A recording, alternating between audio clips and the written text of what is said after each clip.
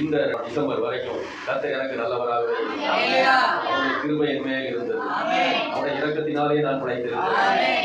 அவர் ஒரு நிமிஷம் என்ன கைவிட்டிருந்தாலும் என் நிலைமை எப்படியா இருக்கும். ஆனால் தேவன் என்னோடு கூட இருந்து என்னை நடத்தி வந்தார்.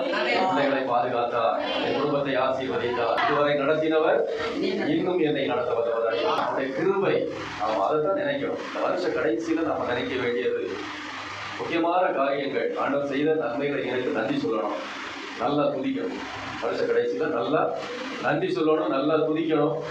அடுத்த என்ன செய்யணும், புதிய வருடத்துக்காக நல்லா ஜெபிக்கணும். ஆமா, தேவன் செய்த நினைப்பு எல்லா காரியங்களையும் நினைத்து ஆண்டவர் என்னென்ன செய்திருக்கிறார், இனி என்ன செய்ய போகிறார், இனி என்ன செய்ய வேண்டுமோ அதை எல்லாம் ஆண்டுடைய சமூகத்தில் உட்கார்ந்து ஒரு 2 நாளாவது உபவாசம் போட்டு நல்லா நன்றி சொல்லி துதிப்பாடி ஆண்டவரே புதிய வருடத்தை எனக்கு ஆசீர்வதித்தார்கள். அதைத்தான் நாம் ஜெபிக்கிறோம். அல்லேலூயா. கேட்கிறவன் எவரும் ஆமா கேட்டாலும் கிடைக்கும். வாயுள்ள